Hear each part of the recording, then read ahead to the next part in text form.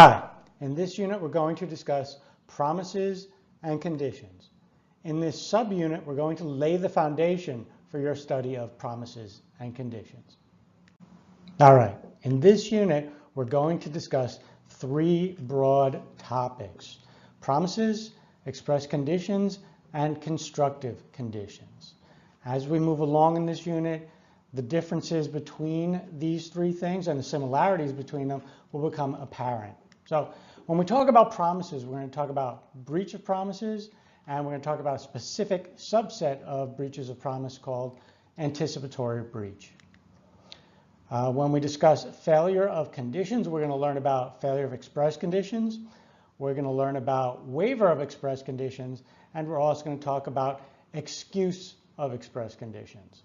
Once again, as we move through the unit, these things will become much more clear. Finally, we're going to talk about constructive conditions, and we're going to talk about the role of substantial performance and material breach in constructive conditions, and we're going to talk about the waiver of constructive conditions. All right, let's introduce the basic idea of promises in contracts. It really isn't that difficult. So here's an example. In a contract for the sale and purchase of homeowner's house, homeowner promises to sell the house to buyer for $200,000. Buyer promises to buy the house for $200,000. Here we have promise by the homeowner and a promise by the buyer. It's pretty clear that each of the parties is promising something. They use the word promise. What other language might they use? Well, they might use the word shall. So typically when a lawyer drafts a contract to indicate that a party is making a promise, the lawyer will use the word shall. So in this case, it will be homeowner shall sell her house to buyer for $200,000. And buyer says buyer shall pay $200,000 for the house. You can draft using agree to or will. I think the preference, the convention, is to use shall to indicate a promise. All right, so what about breach of promises? What are the consequences if one of the party breaches her promise? Well, the consequences is that the non-breaching party can sue the breaching party for what we call damages, for money damages.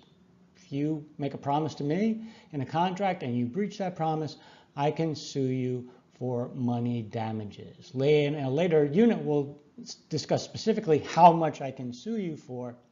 But for now, just understand, breach of promise equals lawsuit for money damages.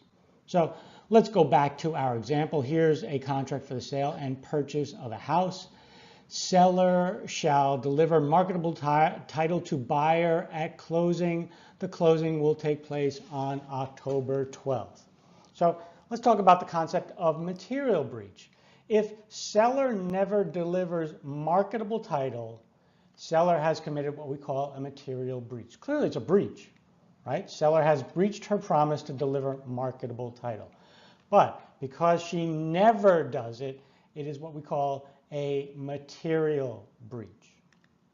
Okay, a minor breach. Well, an example of a minor breach, if seller delivers marketable title on October 13th. What does she promise? Well, she promised to deliver on October 12th. She delivers marketable title on October 13th. It's a breach, but it is a minor breach. There is a specific subset of material breach called anticipatory breach. This is where the promising party before law day, and in this case law day is October 12th. Law day is just the term we use to indicate when performance is due. So law day in this case is October 12th, and October 1st, before law day, seller says to buyer, I will never deliver marketable title. This is not a breach yet if you think about it. Why? Because law day hasn't come yet. So seller has not breached her promise yet. Theoretically, and I guess technically, she can't breach her promise until October 12th, until law day. But because she has made an unequivocal statement that she will not perform, and she made an unequivocal statement that she will commit a material breach, this is what we call anticipatory breach. And it is a breach the moment she says it, even though it's on October 1st, even though it's before law day. In either case of a material breach or a minor breach or an anticipatory material breach, the non-breaching party can sue the breaching party for money damages. All right, let's introduce what express conditions are. So let's go to an example to help us better understand what express conditions are. Here we have a contract for the sale and purchase of commercial real estate.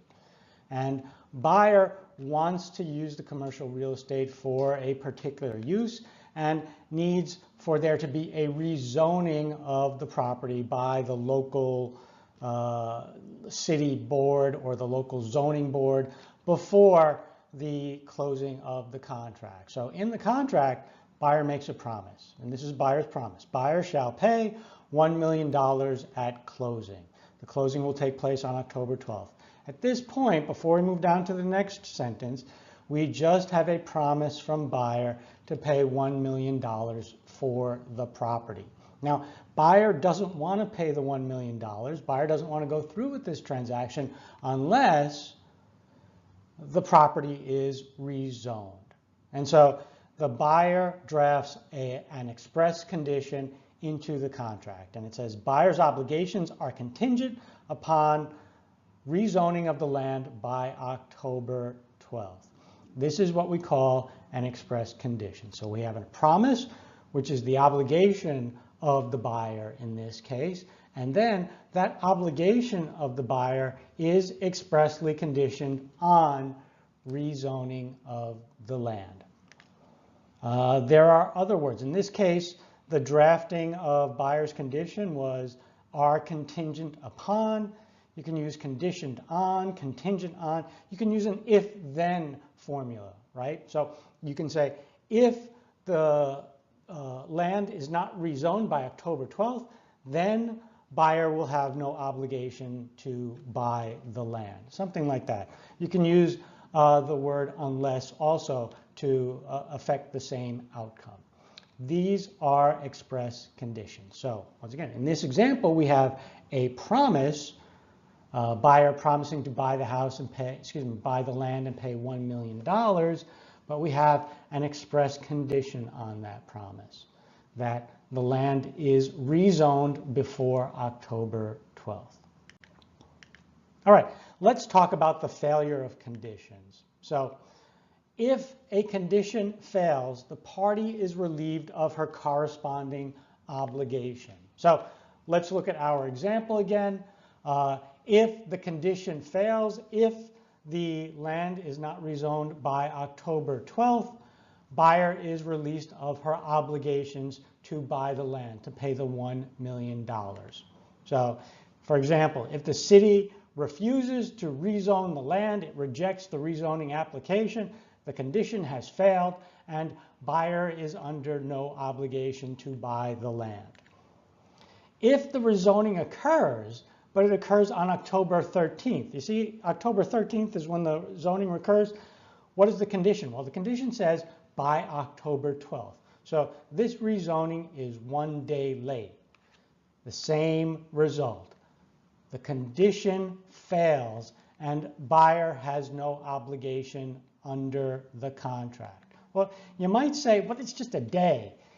An express condition must be strictly fulfilled. A day, an hour, a minute late, and the condition has failed. That's an important point about express conditions. Let's talk about the waiver of express conditions. Let's go back to our example, and this is our express condition. Buyer's obligations are contingent upon the rezoning of the land by October 12th. What happens if the city refuses to rezone the land, or if the rezoning occurs but it happens on October 12th? What did we say? Well, we said in that case, or in either of those cases, the condition has failed and buyer has no obligation to go through with her performance under the contract. But what if the buyer says, you know what, no worries, I'll buy the land anyway? That is what we call an election waiver of the condition. So it's as if the condition never existed. When the buyer waives the condition in this case, it's as if the condition never existed. And because buyer waived the condition, buyer will now be obligated to go through with the contract to buy the land for $1 million as if the contract didn't have an express condition. It's called an election waiver because it happens after the failure of the condition. And effectively, buyer is electing to go through with the contract even though she had the right not to go through with the contract. Let's just change the facts a little bit. What if on October 1st, well before October 12th, right? The condition is October 12th. What if on October 1st, seller says to buyer, it looks like the zoning board will reject the rezoning application. And then buyer says, no worries, I'll buy the land anyway. This is what we call an estoppel waiver. It's a estoppel waiver because it happens before the failure of the condition. And in this case, buyer has waived the condition beforehand. It looks like there's going to be a failure. And buyer says, don't worry, even if the condition fails, even if the zoning does not occur, I will buy the land. And this operates as a waiver of the condition. Buyer is now obligated to pay $1 million for the property, even if the condition fails, because she has waived the condition. It's as if there is no condition on her obligations.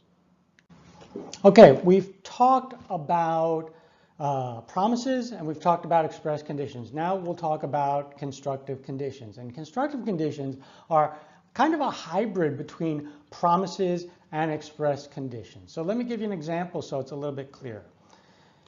Constructive conditions occur in situations where we have a bilateral contract, where we have a promise for a promise. If you have a promise for a promise, who has to perform first, right? So if you make a promise and I make a promise, and we have a contract, and I say, okay, you go first. And you say, no, you go first. I'm saying, I'm not going to perform until you perform. And of course you say, well, I'm not going to perform until you perform. Constructive conditions are really about the order of performance of promises where the parties are silent about it. So here's an example. House painter promises to paint the house and homeowner promises to pay $5,000. Who has to go first? Does homeowner have to pay the $5,000 first, or does house painter have to paint the house first? This is the issue that we solve with constructive conditions. All right, so what are the rules about constructive conditions? Which promise must go first? Which promiser must perform her promise first?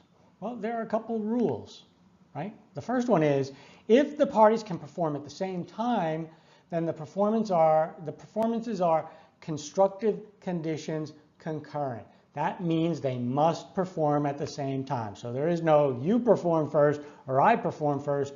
We perform at the same time. Constructive conditions concurrent. So here's an example. The sale and purchase of a house. Who has to go first? Does buyer have to deliver the house first, or does seller have to pay the money first? And the answer is it has to happen at the same time. Because the performances can happen at the same time, then they must happen at the same time. Here's another example. Oh, I'm sorry. The next rule is if one party's performance,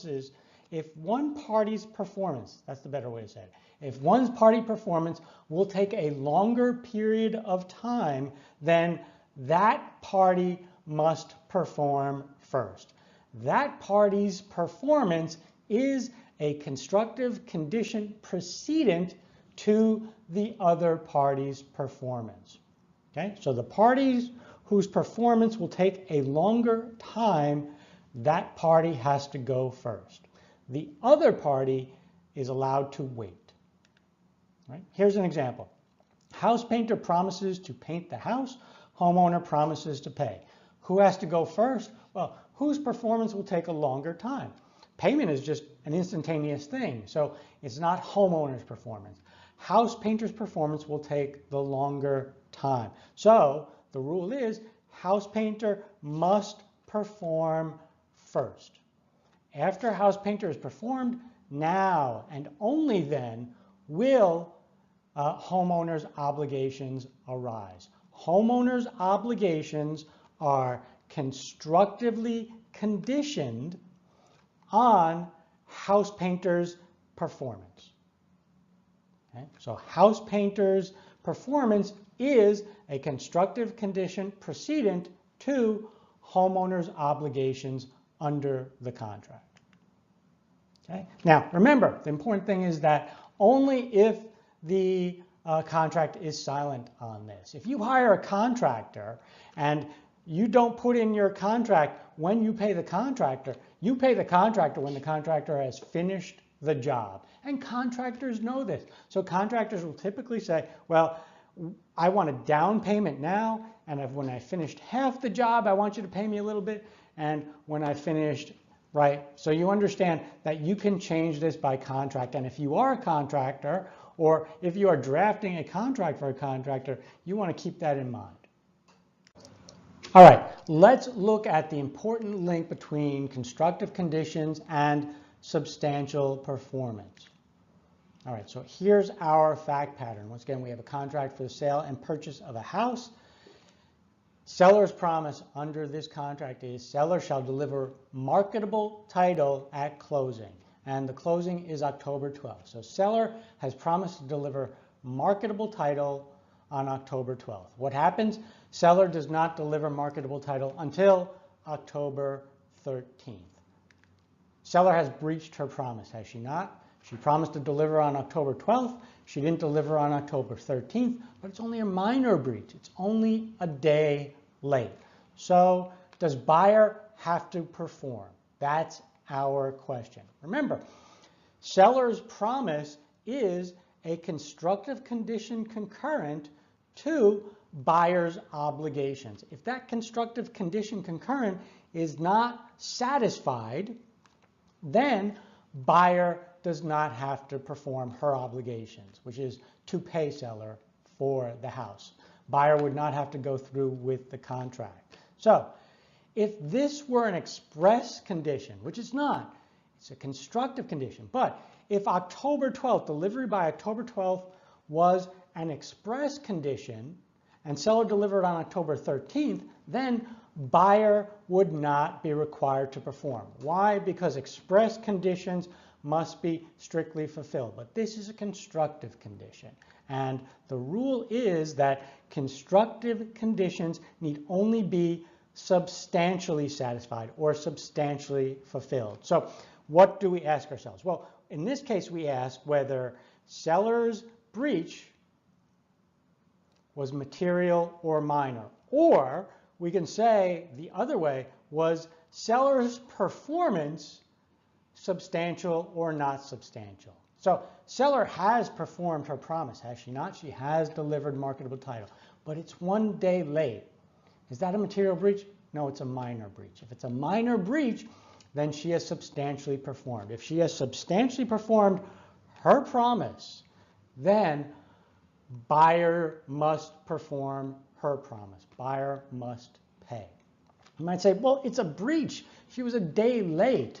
And the answer to your concern is that she can still sue.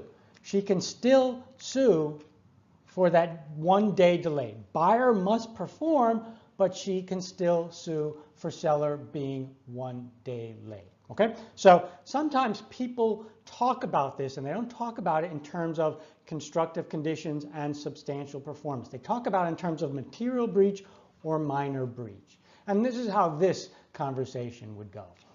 You're seller, and the question is if you materially breached the contract. If by being one day late you have materially breached the contract, then I, the buyer, do not have to perform. If you're in material breach, then I don't have to perform my obligations under the contract. But if your breach is only minor, then I still have to perform my obligations under the contract.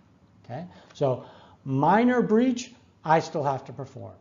Minor breach on your part, I still have to perform. And once again, I can still sue. If you're in minor breach or in material breach, in either case, I can sue you for your breach. But I can only refuse my performance, my return performance under the contract if you are first in material breach of your promise.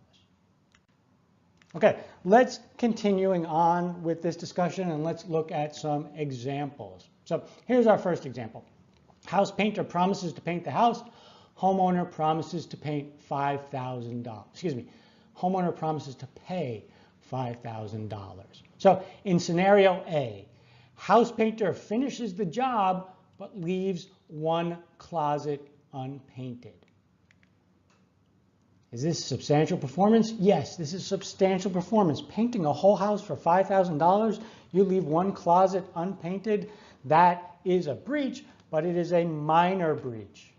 House painter has substantially performed. Okay? And because house painter has substantially performed, the homeowner must pay, right? So homeowner must perform her obligations under the contract. Why? Because the constructive conditions precedent to her obligations have been satisfied. What are the constructive conditions precedent to homeowner's obligation to pay under the contract? House painter must have substantially performed. Has house painter substantially performed? Yes. So homeowner must pay house painter, but homeowner can still sue house painter for the breach, whatever it costs to get that closet painted. All right, let's look at scenario B. House painter in this scenario walks off the job after only completing 1/3 of the painting, has only painted 1/3 of the house. This is not substantial performance. This is a material breach. Because the house painter is a material breach, homeowner can refuse to pay house painter. Homeowner can refuse to perform her obligations under the contract. Once again, let's phrase it in terms of constructive conditions. So homeowner's obligation to pay house painter is constructively conditioned on house painter's substantial performance. Has house painter substantially performed? No. So the constructive condition has failed. Homeowner does not have to pay house painter. Not only can homeowner refuse to pay house painter, homeowner can also sue house painter for breach. All right, let's talk about the waiver of constructive conditions. We've already talked about the waiver of express conditions, and the waiver of constructive conditions works the same way. Let's look at the fact pattern that we've been using, or at least one of them, throughout this subunit. It's a contract for the sale and purchase of a house. Seller's promise under the contract is that seller shall deliver marketable title to buyer by October 12th, right? We have a promise, we have no express conditions. So in scenario A, seller does not deliver marketable title until January 12th, right? October 12th was the promise. Seller does not deliver until January 12th. This is a full 3 months later. To me, this looks like a material breach, which means that seller has not substantially performed. Because seller has not substantially performed, buyer can refuse her obligations under the contract. So in terms of constructive conditions, buyer's obligations are constructive conditioned on seller's substantial performance. And because seller did not perform substantially, seller was a material breach, buyer can refuse her obligations under the contract. And buyer can also sue seller for breach of contract. If, however, buyer performs anyway, or if buyer says, I'll perform anyway, that is an election waiver. It's as if there was no constructive condition to her performance. Right? So the whole idea is that when there is a failure of a constructive condition, right, we have a material breach. You understand that idea, right? So failure of a constructive condition means that there's been a material breach. An election waiver means the other party elects to treat the material breach as a minor breach. So in this case, if seller is 3 months late and buyer says, I'll go through with it anyway, or if buyer does in fact go through with it anyway and pays the money under the contract, then buyer has elected to treat seller's breach, buyer has elected to treat seller's material breach as a minor breach. And if it's a minor breach, buyer has to go through with the transaction. But buyer can still sue seller for that 3-month delay. Okay? You waive the constructive condition, but you don't waive the promise. Or you can think of it this way. You waive the failure of the constructive condition, but you don't waive the breach. All right, let's look at the same fact pattern, but just change it to scenario B. So on scenario B, in scenario B, on October 1st, seller says, listen, I know I'm supposed to close on October 12th. I know I'm supposed to deliver marketable title on October 12th, but I won't be able to deliver marketable title until January 12th. Buyer at this time can refuse to perform her obligations. Why? Because seller has committed anticipatory repudiation. But buyer says, okay, that's okay. I'll go through with the transaction on January 12th anyway. This is what we call a estoppel waiver. Why is it called a estoppel waiver? Simply just because it happens before the actual failure of the constructive condition. It happens before the material breach. So on October 1st, seller hasn't materially breached yet. Seller can't really materially breach until sometime after October 12th because the promise is to deliver marketable title on October 12th. So if the condition is going to fail and before it fails, the party says, don't worry, I will go through with the transaction anyway, this is a estoppel waiver. Now, once again, if there is an estoppel waiver of a constructive condition, you waive the condition, but you don't waive the promise. And because seller is still going to be 3 months late, she's still going to be in breach of the contract by 3 months, and even though buyer has said, I'll go through with the transaction anyway, buyer still gets to sue for that 3-month delay. Buyer still gets to sue for the breach. So once again, seller is going to commit a material breach. Buyer has the option to say, I'm not going through with the transaction. But in this case, buyer says, I will still go through with the transaction, even though you're in material breach. Buyer has effectively chosen to treat the future breach as a minor breach, the future material breach as a minor breach. We call that a estoppel waiver when you elect to treat the future breach as a minor breach, and can still sue for minor breach.